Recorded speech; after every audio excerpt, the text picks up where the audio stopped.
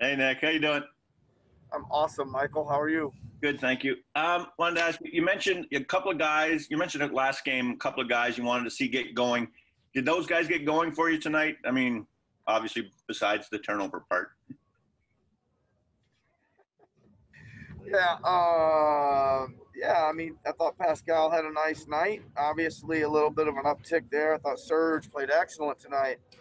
Man, he came in and started passing the ball, made some great decisions with it. He was on the glass, made some shots. We ran a couple plays for him, and he delivered out of timeouts as well. So he was certainly engaged, and that was good.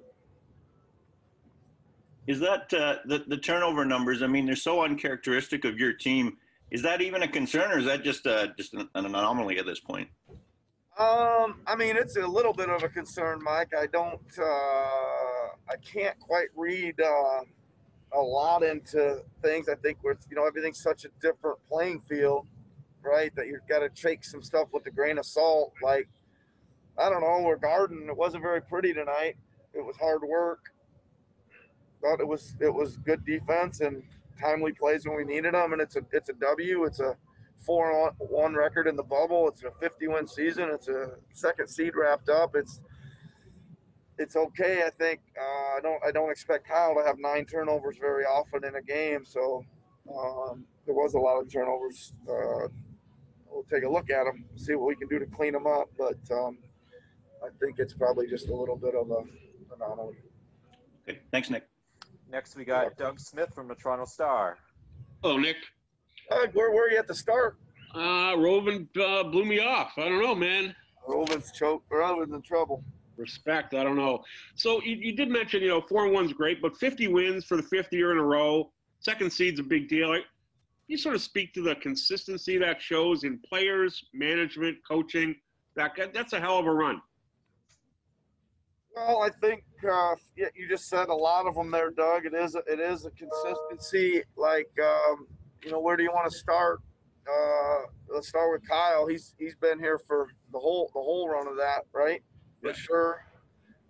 We've plugged in some new guys here and there that have probably exceeded most people's expectations, from Pascal to Fred to Norm to Serge was a nice addition. Obviously, Mark was a nice addition as well. That's where I would start. I think Kyle's toughness and leadership is really set the tone for this organization for this kind of run. Obviously, Masai, Bobby, and their guys have made great decisions on the roster. And this year, I think, Doug, it's impressive that with all the injuries we had, that guys we weren't quite sure about stepped in and really contributed, and give them credit. I think some of that is the culture and the winning. They kind of have to fill big shoes, and they do it, with a lot of energy and effort. Just one on the game, if I may. In the first quarter, you guys couldn't make a 3 to save your soul. How do you keep everybody's mind and how do you keep them together when they're wide open shots just aren't going in?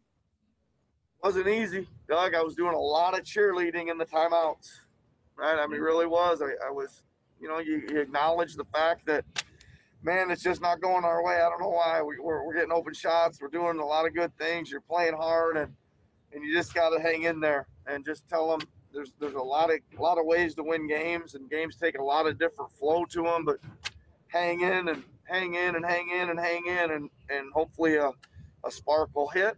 And things will turn your way, and I think we got that. We ended up putting up, in the second quarter, 40 points. So, again, give them credit, because it wasn't much fun for them. The energy was low. The shots weren't going in. It was getting less fun and less energetic. And then they hung in there and found a little bit of rhythm. That's it. Thanks very much, Nick. Appreciate it. Yep.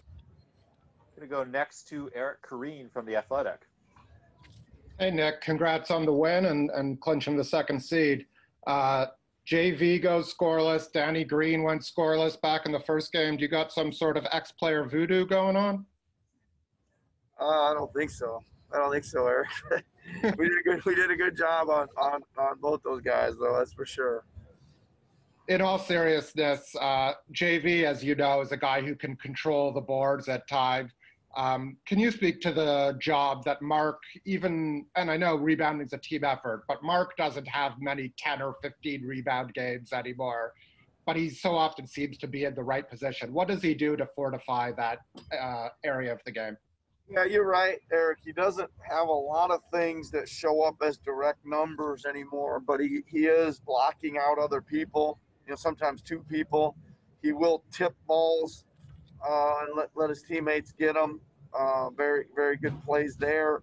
He is going over to alter a lot of shots, which takes him out of the actual rebound, a lot too, because he's going to challenge with his body or his torso. So, yeah, all that stuff. And I don't know, I mean, you haven't had much time to think about it, but obviously you're set in terms of seeding. How do you think you're going to manage minutes going forward in the last 3 games? I would say, Eric, my gut feeling today is that we don't, we've played pretty heavy minutes. We did what we kind of needed to do, go 4-1 here to put this thing, where we needed it to be. I would say you'll see a little bit of everything here in the last 3 games, as far as lots of guys playing, up and down the roster, some guys not playing, some guys playing limited minutes. Again, really just kind of see how it goes. I'd like to kind of make a determination, but as with everything in this bubble, in this scenario, it seems to be ever changing for whatever reason, right? It's just so different. Appreciate it, Nick. Have a good night. Thanks, Eric. You too. Let's go next to Michael Grange from Sportsnet. Hey, Nick. Just touching on what you were referring to before, how important to learn either as a coach and as a player how not to overreact when things are going a little rough, either within a game or coming off a game, or in the case of a player like Pascal, he was saying, it's been a process for him to learn not to get too down. Is it purely experience, or how much is that kind of vocalized and because it seems like a life skill in the NBA, I would think. Yeah, good question, Michael. I think that I think we acknowledge the fact that we're not always going to play good, right? It's just reality, and to get too up and down and to overreact to things, it just doesn't make much sense, right? And it's not that easy because, you people want answers to the questions every night of why something went wrong. And it's hard, we want to give you those answers and we want to explain them, but we also want to say that, it just isn't always going to happen every night in a course of 100 games. It really isn't. So acknowledging that is a big part of not getting too up or down. I think there's just scenarios like, remember like last year in March and April, some of the scores that were coming, if you remember this, it seemed like every night we were in the post-game press conference and, somebody was blowing out the Warriors, or somebody was blowing out and it was just like, it was happening all over the place. And then we'd get blown out by somebody and it'd be like, oh my God, panic time. And you just kind of have to settle down and say, well, you got to watch kind of the league, and it happens. And we really try to do our best each and every day, not on game day, but each and every day to get ourselves right and ready for the next one. And that's really just all we can do. I appreciate that, Nick. Take care. Yep. I'm going to go next to Tim Bontemps from ESPN. Oh, Nick, start of the second quarter, you brought in Matt Thomas, immediately ran 2 or 3 plays for him to get in some shots. Was that just to try to get the lid off the basket? I was searching, Tim. That's what it is. I was ready to get some new energy and some different shooters out there just to see if we could make them. Just trying to end the dry spell and get a spark, and thankfully he knocked a couple down. I know some of it is just missed shots, obviously, but you guys had 2 rough quarters today offensively, and then the bubble overall, you've struggled a bit offensively. When your offense isn't going the way you want it to, what is the biggest reason why? I think right now, first we got to make more shots, Tim. There's a lot of open looks that we're we're not making. I mean, but I certainly would not just pin all my hopes on that, right? That we're going to shoot better. I think we will shoot better. We got to be a little bit more active, Tim. We're not cutting enough, and we got a great passer in Mark and Kyle and some guys that'll hit cutters. So we need to cut more.